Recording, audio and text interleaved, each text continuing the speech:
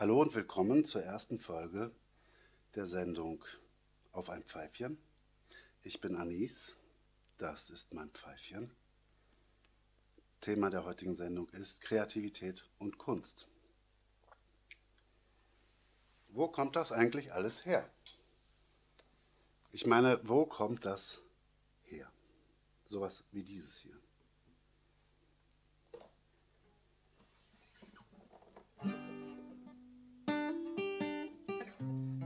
Stars shining brighter above you. Night breezes seems to. Ein Song von 1931. Aber wo kommt das nun alles her?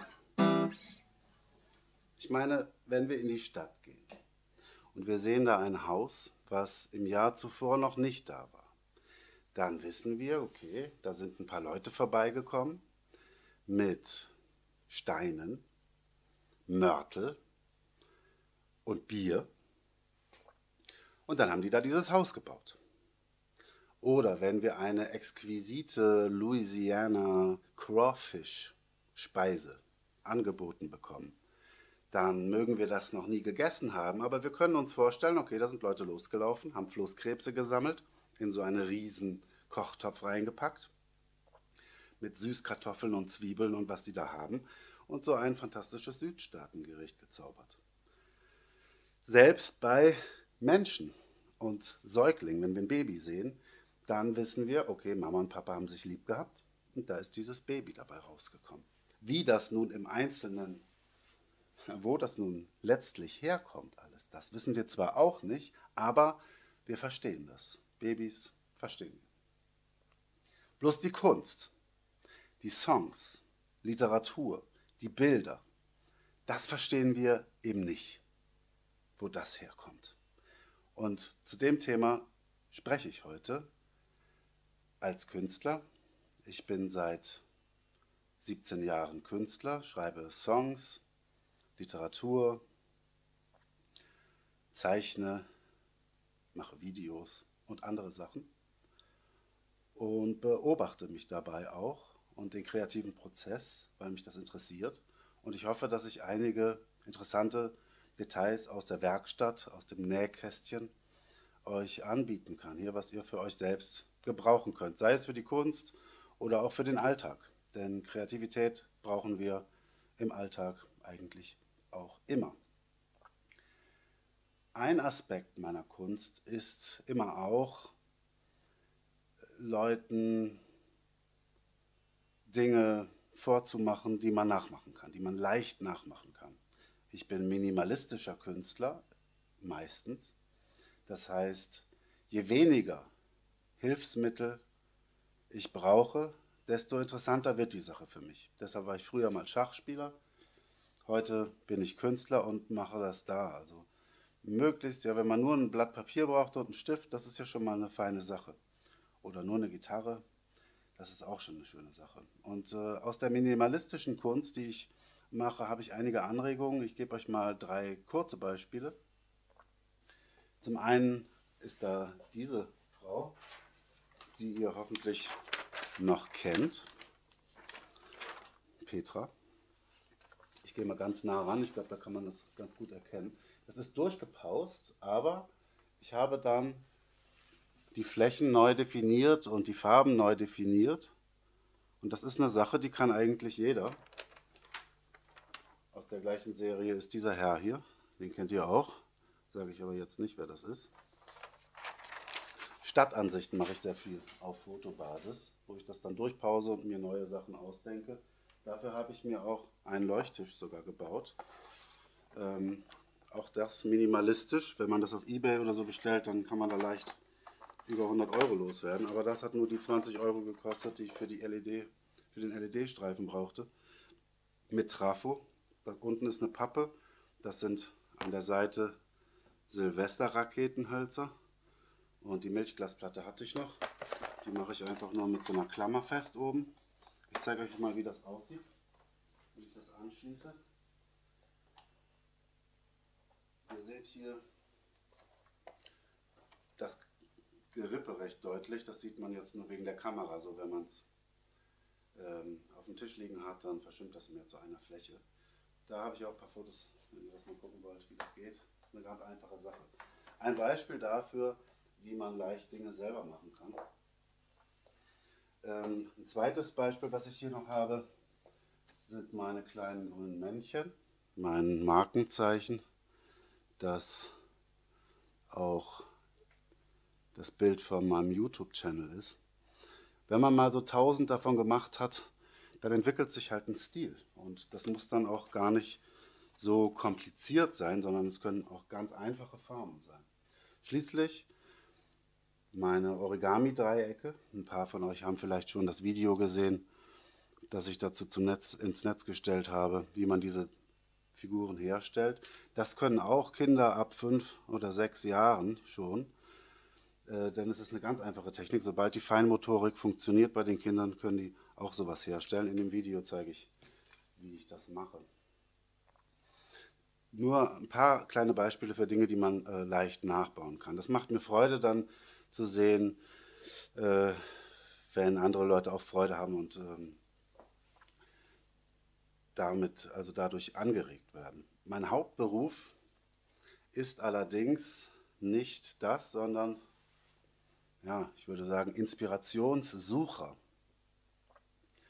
Künstler natürlich, aber wenn ich inspiriert bin, dann muss ich nicht mehr überlegen.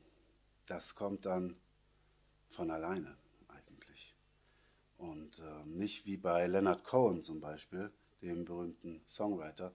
Ich habe mal ein Interview mit ihm gesehen, wo er darüber gesprochen hat, dass er sich seine Gedichte und Songtexte abringt, förmlich, und da einen also großen Leidensprozess in Gang setzt. Das ist nicht das, was ich tue. Also ihr seht auch, die Leute sind unterschiedlich. Für mich kommt es dann ohne Anstrengung, ohne Mühe, mit Leichtigkeit raus. Wenn es rauskommt, dann kommt es mit Leichtigkeit.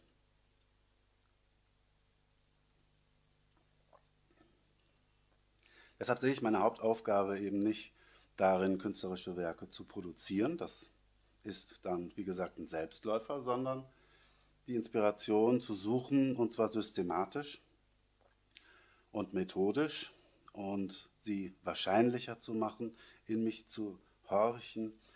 Und über diesen Prozess möchte ich jetzt sprechen, anhand von erstmal 3 Ergebnissen einer Inspirationssuche.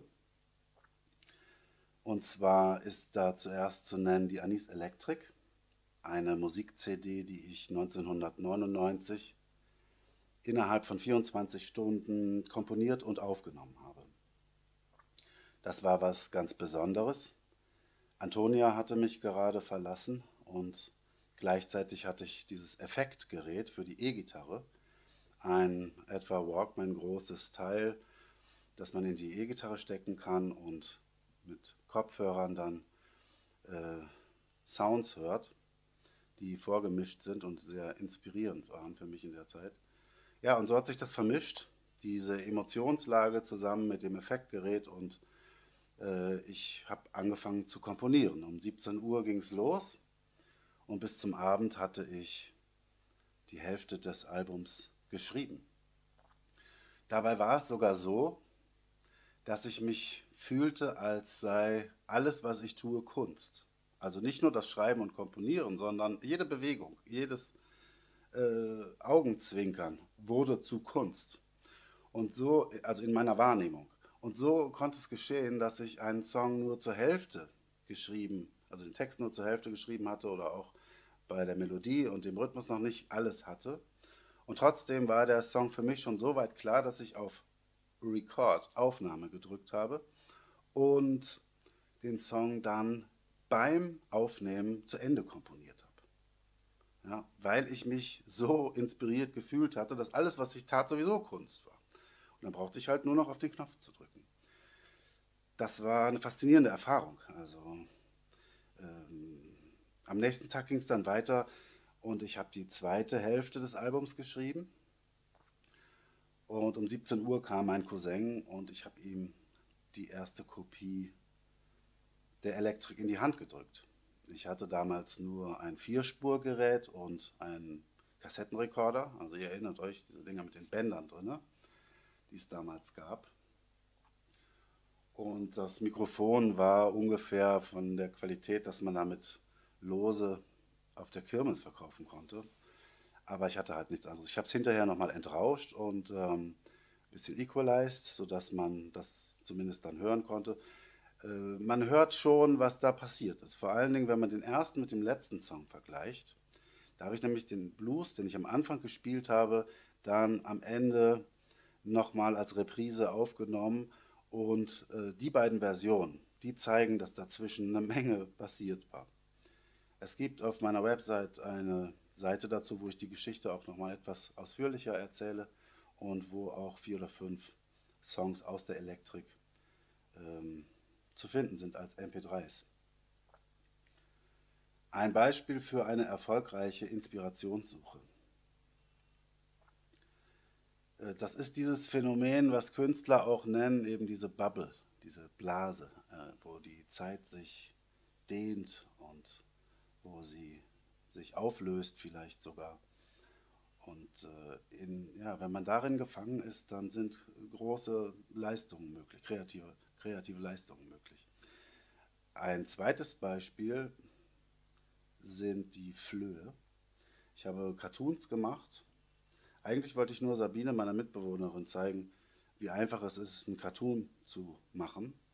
Da habe ich so einen Floh-Cartoon gemacht, also so 2 Punkte und eine Sprechblase. Und das habe ich dann auf Facebook gepostet und dann hat mir das gefallen, mir Kraft gegeben für den nächsten Cartoon und den habe ich dann auch noch auf Facebook gepostet und so ging es weiter. Jedes Mal ein neuer Cartoon, neue Kraft, neu. Und so hatte ich dann am Ende des Wochenendes so ein Minibuch fertig mit 53 Cartoons. 53 deshalb, weil es auf 3 Seiten Papier geht. Das ist alles handgemacht. Ihr seht hier noch, dass ich es mit Bindfaden genäht und vorher gebohrt habe. Das war so eine Inspirationssuche. Ich zeige euch mal ein paar. Hier ist einer. Du bist reingekommen, dann wirst du auch irgendwie rauskommen. Den kann man auch erkennen. Dann ich mal rüber, dass ich selber auch sehen kann, was ich hier mache. Und schließlich den hier. Auch da habe ich auf meiner Website ein paar mehr Cartoons und ein paar Erklärungen, dass ihr nochmal gucken könnt. Ja, und dadurch hatte ich wieder ein neues Genre, eine neue Ausdrucksform gefunden, weil ich da immer nachsuche. Ich möchte nicht die gleichen Sachen immer wieder machen, sondern suche immer wieder neue Sachen. Und so habe ich dann einige Zeit später noch eins gemacht an einem Wochenende. Also das heißt, an einem Wochenende 53 Cartoons mir ausgedacht, aufgezeichnet, übersetzt und dann jeweils 10 Exemplare hergestellt. Und dann das Wochenende drauf noch eins. Also dass es jetzt 3 Bücher gibt. Und ich habe es dann auch später nochmal versucht und mich hingesetzt und geguckt, kommt da was? Und da kam gar nichts. Und daran seht ihr schon, was ich vorhin gesagt habe, wenn man nicht inspiriert ist, wenn man nicht aufgeladen ist und irgendwas loswerden will, dann kann man da lange sitzen und da passiert nichts. Das Gefühl kenne ich auch sehr gut, auch ich habe Stunden und Tage verbracht, ohne dass irgendwas passiert ist. Man muss halt einfach in sich hineinhorchen und dann mit der Zeit erkennt man auch schon, wenn man was zu sagen hat, wenn man irgendwie wieder was hat oder nicht hat. Und als letztes Beispiel noch ein neues Genre, was ich vorher nie gemacht hatte, aber ich war wieder inspiriert und dann habe ich so gekritzelt. Und es gibt so eine Kritzeltechnik auch. Das hat mich aber nicht interessiert. Also der sieht aus wie ein Chinese. Ich bin chinesischer Restaurantbesitzer. Welcome, welcome heißt das. Dieses heißt Hope. Das ist ein Strich. Ne? Im Original sind die nur Daumennagel groß. The Spanish Tourist hier. Da sind auch im Netz noch einige, also alle 50 ausgestellt. 50 Stück habe ich dann gemacht an einem Wochenende. Und zwar immer gekritzelt, dies heißt der Schnuller, auf Englisch Pacify Me. Bei den Kritzeleien dann immer geguckt, kann ich darin irgendwas erkennen? Und wenn ja, habe ich es akzentuiert, ein paar Striche dazu gemacht noch. She's late. Und so kam wieder eine neue Ausdrucksform, etwas, was ich vorher nie gemacht habe. Und ich kann auch nicht sagen, ich mache jetzt She's Late und dann probiere ich das mal. So funktioniert es auch nicht, sondern ich kritzel halt rum und gucke, was sehe ich da drin, so wie im Kaffeesatz zu lesen. Das ist aber auch keine Sache, die man einfach so machen kann, sondern ich habe das danach dann auch nochmal versucht und da kam gar nichts. Also das gleiche Phänomen. Drei Beispiele für erfolgreiche Inspirationssuchen, die jeweils ein neues Genre hervorgebracht haben und dann auch, also für mich in meiner Arbeit, aber auch mich jedes Mal immer ein Stück weitergebracht haben. Und es waren größere, zusammenhängende Werke. Die Cartoons beziehen sich zwar nicht aufeinander, aber das Gesamtwerk ist halt komplexer, als wenn man nur zwei, drei Cartoons macht. So lote ich aus, welche Möglichkeiten mir die Trance bietet und versuche in diesen Zustand zu kommen, wo alles zu Kunst wird. Da fällt mir Pippi Langstrumpf ein. Ich habe eine Szene im Kopf, da ist sie in einem Hinterhof und spielt Drehorgel und singt dazu. Ein Lied, das sie sich gerade ausgedacht hatte und das ihre aktuelle Situation beschrieb, für die sie Hilfe brauchte. Und die Leute, die dann oben an den Fenstern waren und geguckt haben, die hörten dann das Lied und haben verstanden, worum es geht und haben ihr dann geholfen. Das ist für mich die interessanteste Superkraft von Pippi Langstrumpf eigentlich, die sie von Astrid Lindgren bekommen hat. Denn wir kennen sie ja als die starke Frau, aber da ist halt diese Stärke, also jetzt physisch stark, aber hier geht es ja darum, dass sie aus dem Alltag Kunst machen kann, dass sie spontan Kunst machen kann und sich eben in diesen Zustand bewegen kann, wo alles, was sie tut, dann zu Kunst wird, wie ich es vorhin beschrieben habe.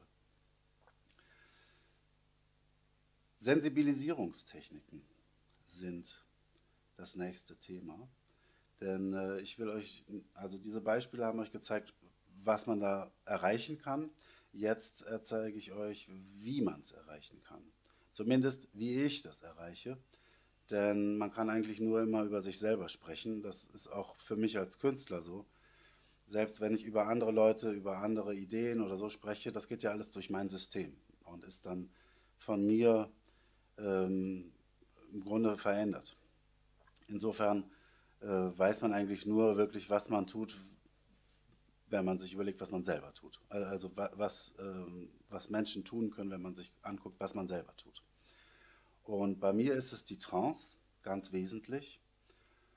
Und um euch diese Trance näher zu bringen, entführe ich euch jetzt für ein paar Minuten ins Mittelalter, nach Bagdad vor 1000 Jahren, an den Hof des Kalifen, wo 14 Dichterinnen und Dichter einen Poetry Slam veranstalten. Jeder hat 5 Minuten Zeit. Und eine dieser 14 Leute ist Latifa die Weise. Und Latifa kann in Trancen fallen und aus diesen Trancen Wahrheiten bringen. Und sie erklärt uns jetzt gerade mal, was ihr da so passiert. Ein Auszug aus Die Dichter.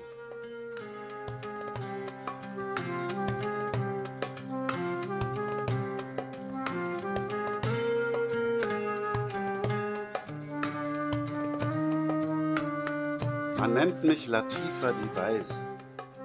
Ich nehme euch mit auf die Reise. Das ist eine seltene Chance. Schon bewege ich mich in Trance und bin ganz versunken. Wie betrunken, ohne Wein. Mein Ego wird dabei sehr klein und ist am Schluss verschwunden. Mit allen seinen Wunden. Ich bin ein Medium für das Mysterium. Es strömt durch mich, ohne mein Tun, als würd ich schlafen oder ruhen und dabei Träume haben, die mir die Engel gaben. Wie es funktioniert, das weiß ich nicht. Ich sehe nur ein weißes Licht und höre mich wie von Ferne reden, unterrichte gerne jeden über das, was ich empfange. Lange hielt ich's für nen Wahn, so ohne Plan zu schwadronieren, nicht mal zu analysieren. Das konnte keine Weisheit sein, nur Lug und trügerischer Schein. Doch das Orakel ist kein Makel, sondern lupenrein.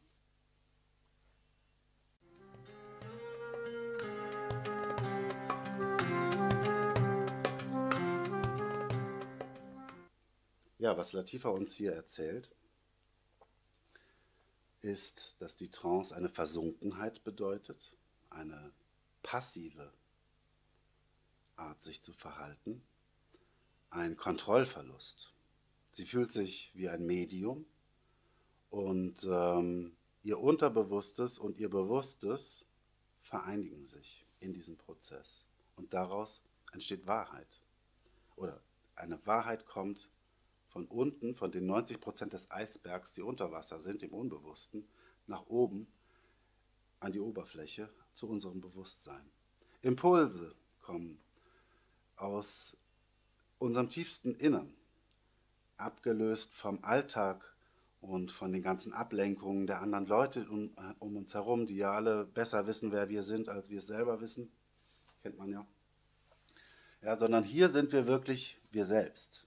Da kriegen wir Botschaften von uns selbst, also von jemandem, der weiß, wer wir sind. Die Trance, Versunkenheit wie im Spiel der Kinder, ist ein Phänomen, das wir alle kennen. Zum Beispiel kennen wir es beim Tanz, wenn wir alles um uns herum vergessen und im Rhythmus aufgehen. Wir kennen es auch, wenn wir selber Musik machen, gerade bei rhythmischer Musik. Blues ist für mich immer mit Trance verbunden. Auch Trommeln natürlich, aber auch jede andere Art von Musik. Es gibt Rede-, Schreib- und Bühnentrancen. Bühnentrancen, besonders interessant, habe ich auch in meinem bescheidenen Rahmen schon erleben dürfen. Die erfassen dann das Publikum und den Künstler gleichzeitig. Also es gibt demnach auch Trancen, die man gemeinsam erleben kann. Beim Sex ist es auch der Fall. Da können dann auch zwei Leute sich so gut verstehen, zusammen in Trance fallen und diese Versunkenheit gemeinsam spüren. Sex, da gehören dann Drogen noch dazu. Auch das ist bekannt, dass Drogen zu Trancen führen. Ich sage das völlig wertneutral, also ohne das zu werten, sondern ich sage es als anthropologische Konstante. Das war zu allen Zeiten so und in allen Kulturen. Die vielleicht bekannteste Trance aus dem Alltag ist die Blickstarre. Ja, wir gucken aus dem Fenster, 5 Sekunden oder 15 oder 10 und erfahren dabei diesen Kontrollverlust, regenerieren uns vielleicht dabei. Ich unterscheide zwischen regenerativen und kreativen Trancen und habe, da ich mich selbst beobachte und mich das interessiert, auch ein Essay zu dem Thema geschrieben. Das war schon 98, einer meiner ersten Essays. Den könnt ihr im Internet gerne mal nachlesen, wenn euch das interessiert. Da fasse ich die Techniken zusammen und im Grunde dieses Kapitel, was ich hier jetzt andeute. Blickstarre also. Und Blickstarre, daran erkennen wir auch, dass der Kontrollverlust jetzt nicht so stark sein muss. Also nicht wie bei einem Schlafwandler zum Beispiel, der dann nicht mehr weiß, was los ist. Trotzdem können wir für die Trance als Merkmal festhalten, dass man daraus aufwacht. Denn wir wissen in der Trance meistens nicht, dass wir in Trance sind, sondern erst, wenn wir daraus aufgewacht sind und darüber wieder reflektieren können. Aber man kann auch sich antrainieren, sich einen gewissen Rest an Reflexion zu bewahren, auch während der Trance. Also das kann ich aus eigener Erfahrung auch sagen. Wenn man es trainiert, glaube ich, geht es nur, weil ich es auch im Laufe der Zeit dann besser konnte. Das ist dann auch gerade dieser Prozess, wenn man dann eben so ein bisschen Reflexion noch hat, kann man dann das im kreativen Prozess sehr gut nutzen, weil man halt noch so ein, ja, so ein Restbewusstsein hat. Ich weiß nicht, wie man es nennen soll. Spazieren gehen ist eine Trance-Art oder eine Art, Trancen zu induzieren. Wir sprechen von Induktion oder Induzierung in der Wissenschaft, also wie man da hinkommt. Beim Spazierengehen hat man den Rhythmus der eigenen Schritte und dann gleichzeitig die Bäume, die an den Augenwinkeln vorbeiziehen, die verschiedenen Grüntöne, In den Teichen spiegeln sich Dinge golden und silbern und wenn es dann noch warm ist, dann fühlt man sich wie in so einer Märchenwelt und da kann man schnell in eine Trance fallen. Wenn uns dann ein Spaziergänger entgegenkommt, dann wird er das nicht merken. Wir sind zwar passiv, aber wir fallen nicht auf oder wir sind ja auch nicht verblödet dann, sondern nur hochsensibilisiert und können das danach für kreative Sachen nutzen oder auch einfach zur Ausgeglichenheit ähm, des Charakters oder der Laune nutzen. Spazieren gehen. Auch im Regen spazieren gehen, wenn der Regen auf die Haut fällt, rhythmisch und auch noch mit dieser Begleitmusik des Regens dazu, kann man schnell in Trance fallen. Ich hatte das mal und bin da um einen Weiher herumgelaufen, habe in das Wasser geschaut, dieses Weihers, während es geregnet hat und bin innerhalb von Sekunden in Trance gefallen und das war auch ziemlich stark. Ich kam dann nach Hause und bin langsam daraus wieder aufgewacht und habe gemerkt, meine Güte, da ist irgendwas in mir vorgegangen. Ich konnte nicht sagen, was. Das ist halt auch immer, das bleibt auch ein Rätsel. Aber man spürt dann schon, aha, hier ist gerade was passiert. Ja. Man kann dann Bilder finden, wie zum Beispiel, mein Akku hat sich aufgeladen oder ja, wir kennen alle solche Bilder für Kraft und Energie. Und Wasser, aber auch Feuer kann zu Trance führen, wenn wir also ins Wasser gucken, aber eben, also wir gehen ja auch oft ans Wasser, weil wir uns da wohlfühlen. Auch wenn wir in ein Kaminfeuer schauen, können wir in Trance fallen, das kennen wir auch alle. Auch wenn wir dem Pfeifenrauch nachsinnen, kann man das als Trance oder als eine Meditation begreifen. Meditation und Trancen sind sich ähnlich. Und manche Meditationen sind auch Trancen. Also zum Beispiel meine bevorzugte Meditation ist Aufräumen. Zimmer aufräumen, Schreibtisch aufräumen, Gartenarbeit mache ich auch sehr gerne, wenn man die Erde riechen kann und äh, die Pflanzen und ja, Ordnung schaffen einfach. Das gibt mir Kraft, das gibt mir Ruhe und ein Gefühl von Zufriedenheit. Und das mache ich auch, also da kann ich auch sehr lange Aufräumtrancen haben oder Meditation. Oft ist das verknüpft auch mit dem kreativen Prozess, dass ich lange aufräume und dann, während ich komponiere oder während ich eine Idee entwickle, einfach vielleicht auch um mich abzulenken. Ja, manche waschen dann das Geschirr ab. Wir haben eine Geschirrspülmaschine ähm, oder ja, aber auch beim Kochen, also alles, worin man aufgehen kann. Für mich ganz wichtig sind auch ähm, Kraftorte und das kennt ihr bestimmt auch. Als ich in Hamburg gewohnt habe, hatte ich so einen Wanderweg an der Alster entlang, glaube ich, oder am Nebenfluss der Alster, von Eppendorf hoch zum Flughafen. Da oben war oder ist hoffentlich immer noch ein Walnussbaum, an dem ich mich dann für eine Viertelstunde hingesetzt habe. Und bei Planten und Blumen in der Stadt, am Dantorbahnhof, da gibt es auch einen Teich in dem Park, wo ich mich auch für eine halbe Stunde hingesetzt habe. Und dann habe ich gemerkt, das gibt mir Kraft. Jedes Mal, wenn ich dann wieder zurückkam, hatte ich mehr Kraft. Viele Leute treibt es ans Wasser, Flüsse und Meere oder auch in die Berge oder was weiß ich wohin, aber wir alle kennen diese Kraftorte. Das muss auch nichts Mystisches oder Esoterisches sein oder so, weil wir verstehen es ja. Es kann auch die Wohnung eines Freundes sein zum Beispiel. Das muss jetzt auch nicht so was Naturnahes immer sein. Aber Kraftorte gehören auch zum Repertoire von den Dingen, die ich Takrib nenne. Das erkläre ich gleich nach der Pause. Ähm, Musen muss ich noch schnell erwähnen. Natürlich, wenn man sich verliebt oder auch bei Freundschaften, wenn Personen faszinierend sind, aber nicht nur Personen, überhaupt alle Dinge, die uns faszinieren, die bringen uns auch näher zur Inspiration, wie eben zum Beispiel Musen. Und bevor ich euch jetzt erzähle, warum ich das Takrib nenne und was Takrib überhaupt sein soll, machen wir eine kleine Pause, weil wir Halbzeit haben. Die möchte ich dafür nutzen, um einige Bilder von Sabine vorzustellen, die ich vorhin schon mal erwähnt habe.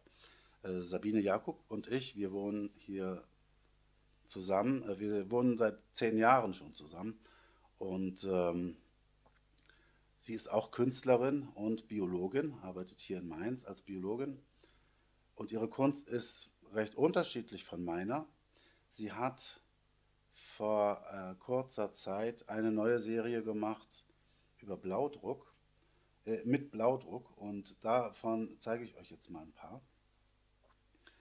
Und danach ein bisschen mehr über sie und ihre Kunst und über Blaudruck.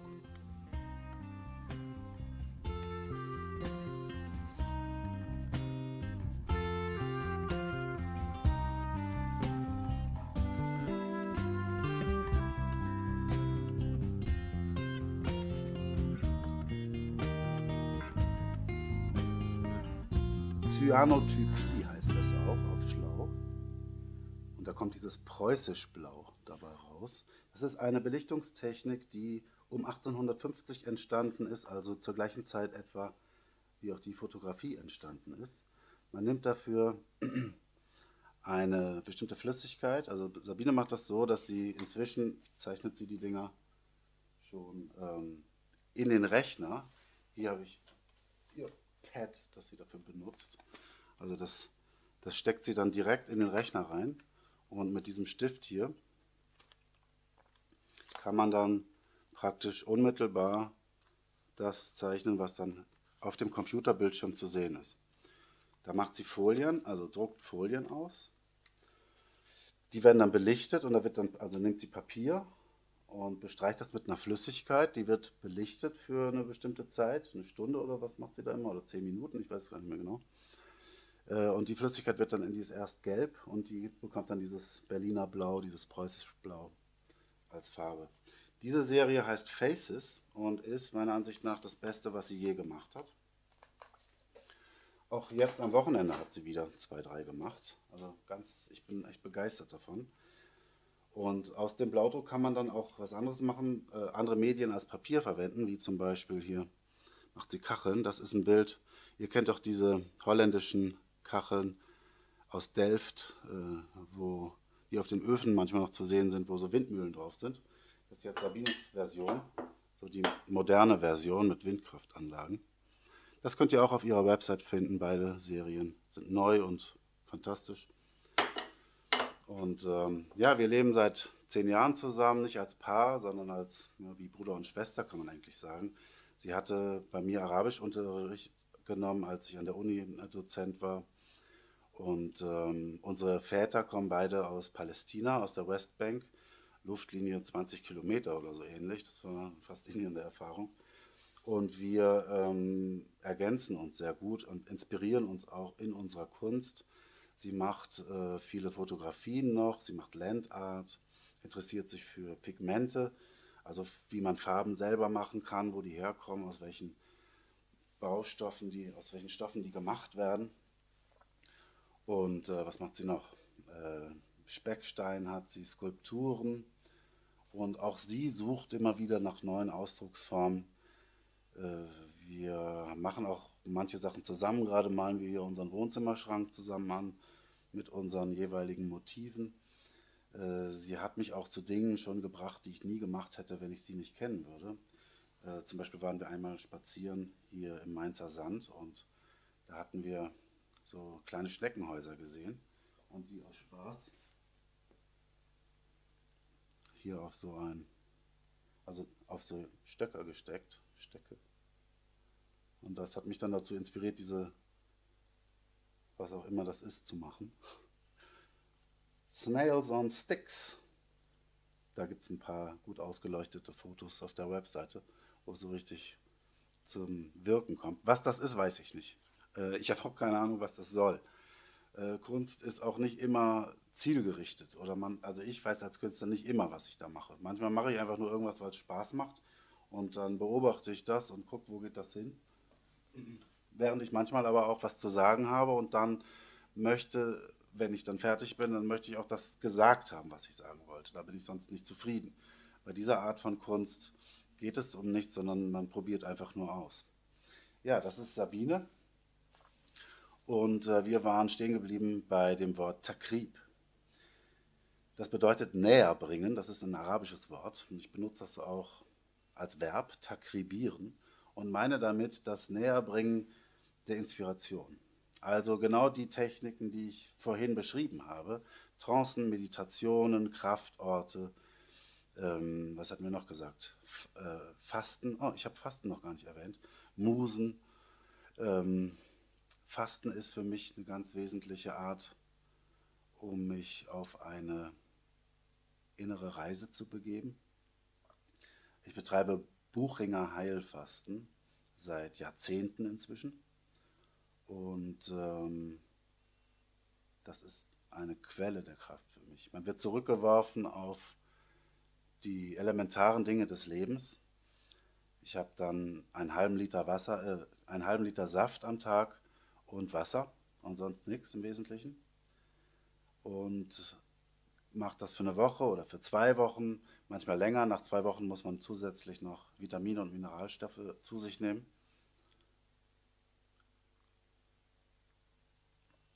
Meine längste Fastenkur hat 50 Tage gedauert. Ich habe die im Internet dokumentiert als Fastentagebuch. Ich hätte nicht so lange gemacht. Ich wollte schon auch eine Grenzerfahrung machen.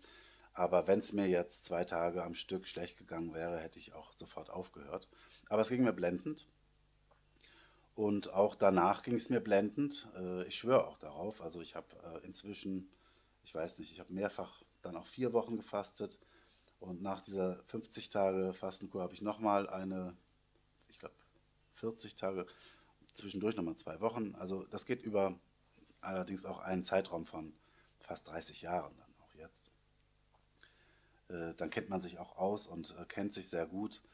Und das erwähne ich deshalb so detailliert, weil es für mein kreatives Schaffen und für meine Kunst ein zentrales Element ist. Viele Dinge waren mir fremd.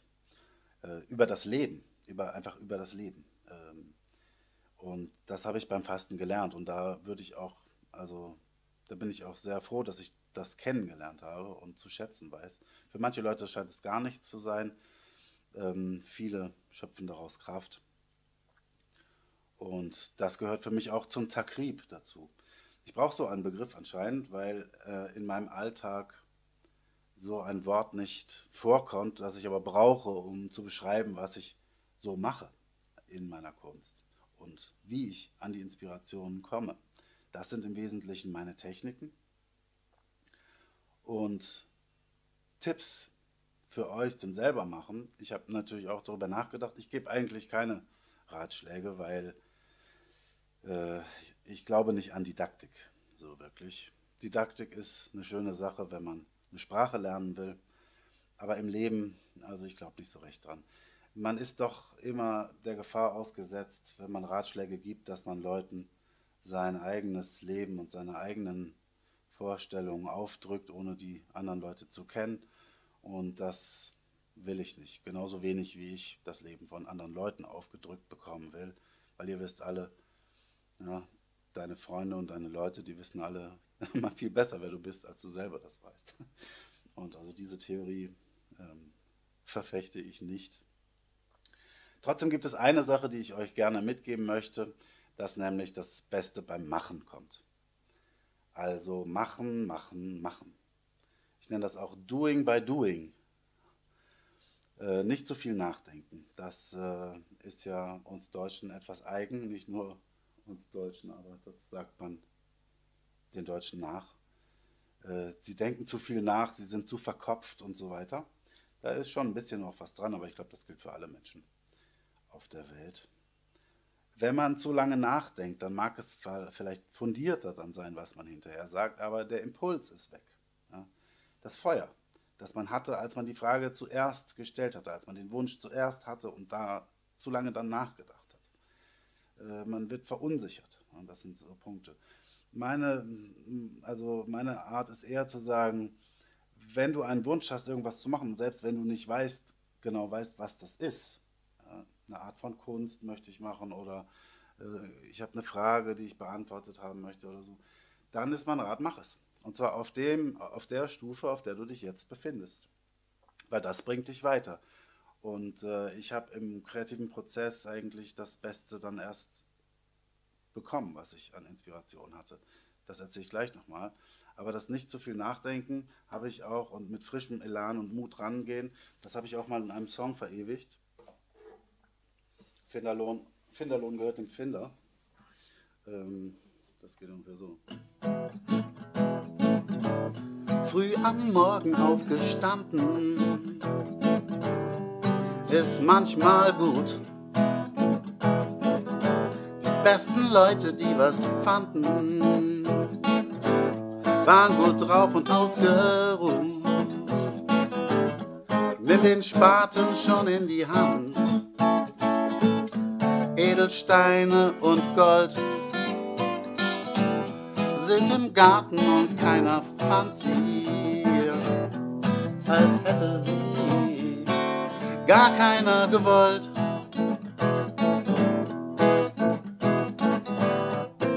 Als hätte sie gar keiner gewollt.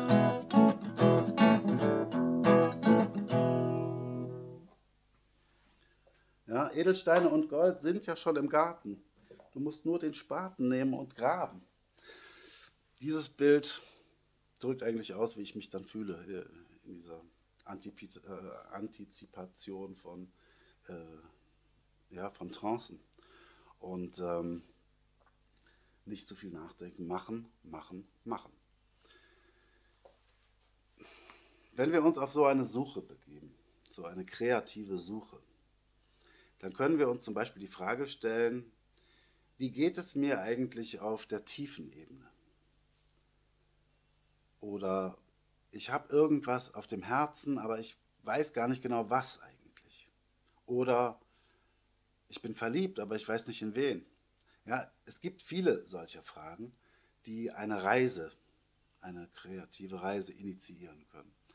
Ich nenne das auch Quest, das englische Wort nehme ich dafür gerne, weil diese Suche mehr ausdrückt als ein Looking for something. Das ist ein Quest, das ist ein Wunsch involviert, der manifestiert sein will, der eine Antwort erfordert. Die allererste große Suche, die mich dazu gebracht hat, auch Künstler zu werden, war ein Zettel, den ich mir übers Bett gehängt habe und wo drauf stand, alles hat seinen Platz. Ich habe auch viel Hesse gelesen, gebe ich zu. Dieser Satz hat mich über Monate unbewusst immer wieder, ich habe ihn halt aus den Augenwinkeln immer wieder gesehen und das hat was in Gang gesetzt. Das kann ich auch nicht mit Worten genau beschreiben, was es in Gang gesetzt hat, aber da ist ein Prozess passiert, innerlich. Und eine lange Reise hat dadurch begonnen, eine Suche, bei der ich dann hinterher Künstler geworden bin. Wir kennen diese Reisen in der Anthropologie bei den Schamanen. Und die spielen hier auch eine wichtige Rolle, denn Joseph Beuys hat ja zum Beispiel den Künstler und den Schamanen sehr oft zusammen in einem Atemzug erwähnt und dieses Element betont. Der Schamane als Heiler, als Visionär, als der Mann oder die Frau, die sich in Trance begibt und dann den Leuten hinterher Wahrheiten mitteilt, die sie in der Trance gesehen hat. Diese schamanische Reise gibt es, glaube ich, dieses Konzept gibt es, glaube ich, auf allen Kontinenten. Dass die Trance dann durch Trommeln oder durch irgendwelche Halufrüchte oder so eingeleitet wird und dann auch eine Kommunikation zwischen der Gesellschaft und dem Schamanen stattfindet. In der heutigen Welt gibt es das auch gewissermaßen bei den Popstars. Die haben auch so eine gewisse Ausstrahlung eines Schamanen. Gerade solche, die wie meinetwegen vielleicht John Lennon oder Bob Dylan, die in ihren Texten starke Botschaften haben, die gesellschaftlich relevant sind. die auch eben mit der Gesellschaft sprechen, diese Kommunikation auch aufrecht. Wobei, ob Dylan wirklich mit der Gesellschaft spricht, also Lennon, sagen wir Lennon, okay. Ähm, aber Dylan hat ihm dafür das Kiffen beigebracht. Dann beginnt die Reise und was kann da passieren? Ich möchte einige Beispiele auch wieder aus meiner Werkstatt euch mal näher bringen und zeigen. Und zwar zum einen dieses Buch hier, Loving Jay, eine zeitlose Geschichte. Ich hatte euch ja vorher schon ein paar Sachen gezeigt, die erfolgreiche Inspirationssuchen beschrieben haben. Dieses hier ist ein bisschen mehr, weil das sind Gedichte, die zusammengenommen eine Geschichte erzählen. Das heißt, die beziehen sich aufeinander und ergeben einen Gesamtzusammenhang. Bei den Vorbüchern, die Cartoons, die erzählen ja nicht eine Geschichte, sondern es sind einzelne.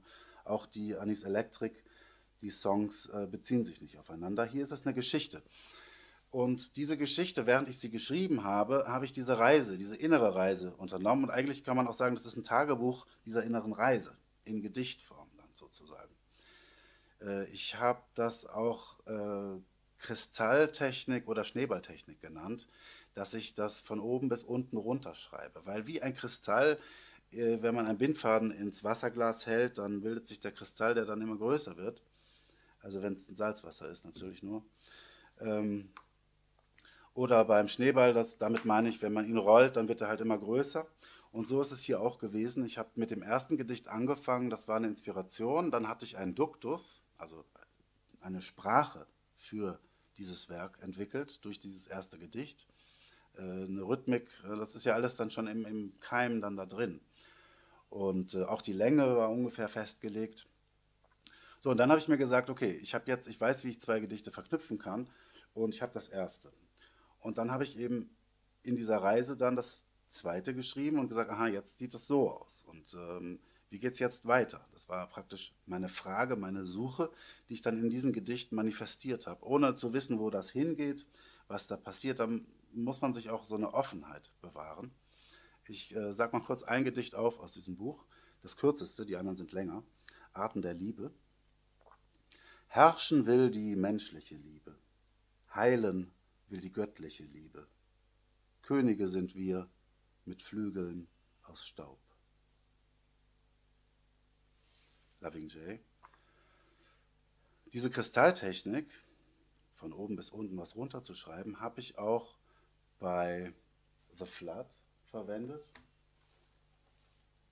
Das hatte ich ja vorhin schon erwähnt und auch die Musik hier in dieser Sendung ist aus The Flood. Ich habe nach dieser langen Fastenkur, war das Ergebnis. Nach diesen 50 Tagen kam relativ schnell der erste Song und ich habe gemerkt, das wird so eine Reise wieder. Und habe mich darauf vorbereitet und dann innerhalb von wenigen Monaten sind dann die 30 Songs entstanden, auch wieder eins nach dem anderen, ohne dass ich die Reihenfolge in irgendeiner Form verändert habe, weil es sollte so sein.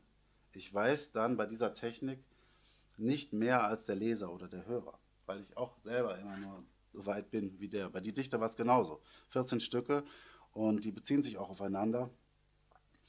Und auch das habe ich so runtergeschrieben. Selten mal ein Stück hinterher weggelöscht oder was ergänzt, manchmal schon, aber im Wesentlichen ist es so runtergeschrieben. Das ist eine Technik, die habe ich mir angeeignet. Ich kann inzwischen darauf vertrauen, auch wenn ich so Einseiter schreibe, wie ich es häufig tue, dann weiß ich, mein Unterbewusstsein ist darauf getrimmt inzwischen. Ja, wenn ich unten auf der Seite ankomme, in so einer Schreibtrance, da muss die Pointe kommen. Und das weiß mein Unbewusstes und gibt mir diese Pointe dann auch üblicherweise. Das sind Beispiele für so Reisen, die uns auf Antworten geben können, orakelhafte Antworten, manchmal Scheinantworten und die richtige Antwort kommt dann hinterher. Es ist nicht immer klar zu sagen, weil das ist eben der kreative Prozess. Wir hatten uns ja gefragt, wo kommt das alles her? Und hier bei solchen Reisen, äh, die ja darstellen eigentlich eine Verbindung von den verschiedenen Takrib-Elementen, also Dingen, die die Trancen und die Inspiration näher bringen, so ist diese Reise des Schamanen, des Künstlers, des kreativen Menschen dann eine Manifestation des Wunsches und ein Ergebnis stellt sich ein, das aus dem Unbewussten zu uns hochkommt. Jetzt habe ich noch 10 Minuten. Ich muss noch die Nia erwähnen, die Absicht. Ich habe die Trance oder die Reise, wenn ich die anfange, dann sage ich mir vorher, ich will jetzt diese Reise beginnen. Und wenn die fertig ist, dann sage ich mir auch, jetzt ist sie zu Ende. Das ist eine Absichtserklärung, ähnlich wie im Islamischen die Niyyah, die Absicht, die der Muslim, die Muslima vor dem Gebet sprechen oder anderen sakralen Handlungen. Das ist auch eine Bewusstmachung, eine Konzentration, die den Endpunkt und den Anfangspunkt der Suche klarer machen. So, jetzt muss ich mich ein bisschen beeilen, weil ich noch ein paar Sachen euch erzählen will zu was ist Kunst nämlich. Den Aspekt habe ich kaum beachtet bislang, weil es mir eben im Wesentlichen nicht um so abstrakte Fragen geht. Denn Kunst liegt im Auge des Betrachters und eine Sache gibt es aber, die mir wichtig ist und wo ich mich auch ärgere, wenn ich was anderes sehe, nämlich dass Kunst immer zeigen ist und nicht beschreiben. Das heißt, wenn ich jetzt das Radio anmache und ich höre dann ähm, ein Lied, das anfängt mit Es war ein einsamer Abend, ja, kriege ich zu viel. Ja, das schalte ich sofort aus und werde wütend erstmal. Ja, dann weiß ich, okay, da war jemand nicht inspiriert und hat dann aufgeschrieben, was die Kunst ausdrücken sollte.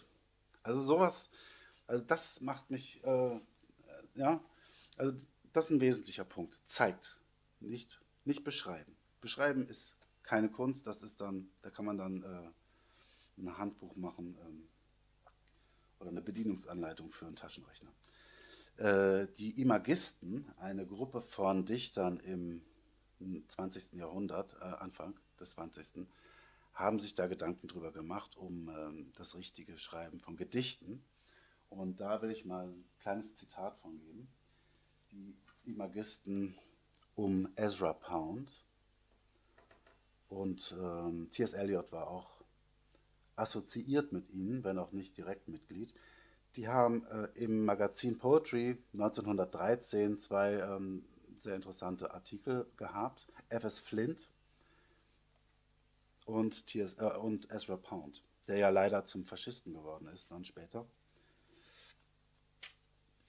Und Ezra Pound nennt dieses Image das, was einen intellektuellen und emotionalen Komplex in einem Augenblick präsentiert. Das kann man für Kunst auch sagen. Ja? Du hast den Intellekt auf der einen Seite, das Gefühl auf der anderen Seite und dann dieses in einem Augenblick, also die Zeitauflösung, die die beiden zusammenbringt. Das nennen die das Image, sowas ähnliches wie eine Metapher, aber es gilt auch für, meiner Ansicht nach, auch für Kunst allgemein, nicht nur für Dichtung. F.S. Flint sagt dann noch, gibt 3 Regeln und sagt, man soll das Ding, also das Thema, direkt behandeln, ob es sich um ein subjektives oder objektives handelt. Man soll absolut kein Wort verwenden, das nicht zur Präsentation beiträgt. Und den Rhythmus so wählen, dass er wie ein musikalischer Rhythmus ist und nicht ein abgehackter Rhythmus wie ein Metronom. Dann auf Seite 19 ergänzt Ezra Pound hier noch, benutze kein überflüssiges Wort, kein Adjektiv, das nicht etwas offenbart. Und dann, für mich ganz wichtig, hüte dich vor Abstraktionen. Das hat dann mein Leben eigentlich beeinflusst. Ich hatte das in der englischen mündlichen Prüfung, ich habe Anglistik studiert und habe dieses Thema gewählt, weil es mich fasziniert hat. Und zum Schluss benutze entweder gutes Schmückwerk oder keins, gar keins. Die Imagisten, gibt leider nicht viel über die Leute, wo die wirklich bahnbrechende Sachen meiner Ansicht nach gemacht haben. Aber so viel vielleicht dazu, was Kunst ist. Ja? Wir haben über den Kommunikationsaspekt gesprochen, die Echtheit. Kunst ist immer authentisch, drückt immer irgendwas aus, hat eine Bedeutung. Ich glaube, darauf können wir uns noch alle einigen. Bei der Ästhetik wird es dann schon schwierig. Manche Kunst ist gerade nicht ästhetisch oder hat eine Gegenästhetik oder sowas. Ich bin da eher konservativ. Für mich ist die meiste Kunst, die ich mache, hat eine Ästhetik. Aber ich habe auch so Albtraumkunst gemacht und also wo ich meine Albträume drin abgearbeitet habe zum Beispiel und das hat auch seine Berechtigung. Wir haben jetzt nur noch 5 Minuten und ich möchte noch einige letzte Bemerkungen zum Thema Kunst und Gesellschaft machen. Denn bislang haben wir ja den inneren Prozess uns angeschaut im Wesentlichen, was in uns individuell vorgeht und nicht so viel, vielleicht im Schamanenthema da ein bisschen, aber nicht so viel, was den gesellschaftlichen Aspekt angeht. Und da gibt es ein Recht auf Entfaltung, ein natürliches Recht. Und wir wollen alle in das Beste hineinwachsen, was uns möglich ist, in den wenigen Jahren, die uns hier auf dieser Erde vergönnt sind. Und um uns entfalten zu können, was letztlich der Sinn des Lebens ist, wenn man es mal kurz sagt, da haben wir einige Sachen, die sehr positiv sind in der heutigen Zeit. Zum Beispiel die Freiheit des Internets. Wir können unsere eigene Öffentlichkeit bilden, wir können viel schneller und besser kommunizieren als früher und vor allen Dingen, wir können viel besser recherchieren, sind nicht mehr so angewiesen auf die Mainstream-Medien, frontalen Medien, sondern können uns unsere Nischen suchen und dort Details finden, die wir sonst oder früher nie gefunden hätten.